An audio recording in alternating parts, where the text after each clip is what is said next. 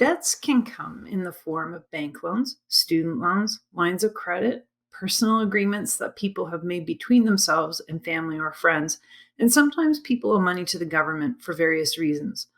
All debt accumulated during the marriage is marital debt.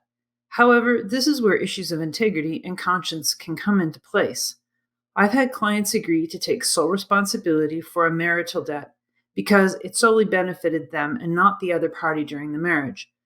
For example, I had a client who insisted on not including their student loan debt from a recently completed master's degree.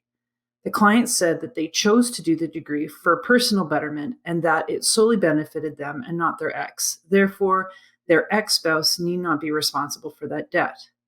Another example that I see quite frequently is that one party begins purchasing furniture or other household items before their official separation date, knowing that they intended on getting separated. In good conscience, they agree to have the debt from those purchases assigned exclusively to themselves. Regardless of your debt situation, if you can find a way to pay the debt off in the financial section of your separation agreement, that will put both parties in the best financial position after the divorce. If that's not a possibility for your situation, then having a comprehensive idea of what your debt will be post-divorce is very important for making the best decisions possible. We're going to walk through the debt section in the same way that we did the assets. We'll go through the debts in the same order as they appear on the financial checklist. I'll give you examples using the checklist again, and I'll also show you what some of these might look like in an agreement. As always, remember that the Hack Divorce course is for informational purposes only, and it is up to you to take responsibility for your own situation. Please consult a legal professional if you are unsure of your rights or need legal advice. Our first stop on the financials checklist is credit card debt. Make sure you list whose name is on the card. If it's a joint card, you can list it as such. For personal credit cards, assess if this is a debt the cardholder should take responsibility for in good conscience, or if it's one to include in the joint marital debt. Let's have a look at what a clause might look like that addresses credit card debt. The section is called Debts.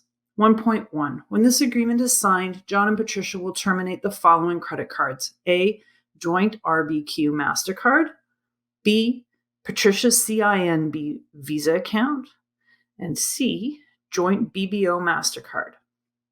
John will be responsible for any balance owing on the joint RBQ MasterCard. Patricia will be responsible for any balance owing on her CINB Visa account. The joint BBO MasterCard will be paid off with the equity of the sale of the marital home and is accounted for in the equalization in 10.1 of the property section of this agreement. Many people use their home equity lines of credit to make major purchases and renovations. In most cases, a line of credit will need to be paid off through the sale of the matrimonial home or through the refinancing of a buyout. In any case, the details should be listed on the financials checklist. As for the clause one might use to indicate the intentions for the line of credit, it could look like this.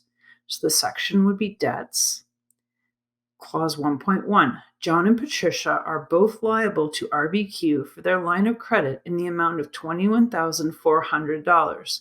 This line of credit will be paid off in its entirety upon the sale of the matrimonial home and is accounted for in the equalization in 10.1 and 10.2 of the property section of this agreement. Finally, sometimes people have loans that a family member or friend has worked out for them privately, and these need to be acknowledged and accounted for in the terms of a separation agreement.